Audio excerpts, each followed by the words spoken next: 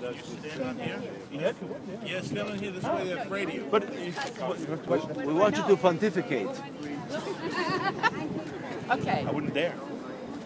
So the castle of the Earl of Flanders, the foundation of Gent, is dated back to the 7th century officially, or there was something else before. But Gent became also later on the capital of the county of Flanders. In fact, in the Middle Age, Belgium was divided into different states. Flanders was one, belonging to France officially. Brabant, that was in Brussels, but also Luxembourg, Namur, Liège, Hainaut, etc. And at the moment, around the end of the 13th century, there is a shift in power. In fact, for a long time, the nobles have got every card in hands. They're having the men in arms, and they're having the land. And there is no opponents in front of them.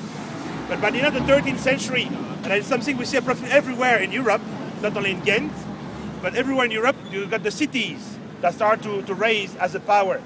And the cities start to have the population and the money. So from the end of the 13th century, there is an opponent, an organized one.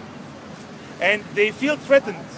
And the nobles start to feel threatened, so they want to protect themselves, but they want to remain also threatening.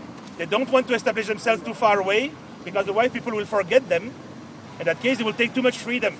So you have to establish a stronghold as close as possible to the heart of the city, but easily defend it. And this one is the best example we still have in Belgium, with some in Brussels and so, but all these were destroyed by war, by time. But over here it's a plains, and we're in the plains, so we had to build strong fortifications. But that kind of architecture was brought from the Middle East, from the Crusades.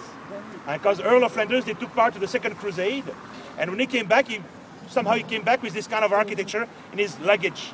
In fact, if you go to the Middle East, so to Syria, to Israel, to Jordan, to Lebanon and so, you will see big fortresses like these, but usually they are established on the top of hills or either mountains. We don't have that here. So he built over here with a strong dungeon in the center, but after the excavations lately, they discovered that there was a kind of a moat before. So the dungeon was established in the place of a first settlement somehow, totally surrounded by water, so easily defended.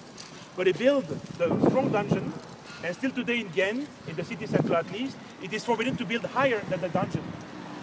Except for the belfry, the church and so of course, but you cannot build higher. And it's totally surrounded by huge fortifications, and usually in the castle, the weakest point is the entrance. So they turn the logic and they made the entrance the strongest point. I mean, you have to imagine at the time, the castle is surrounded by water. You've got a moat over here.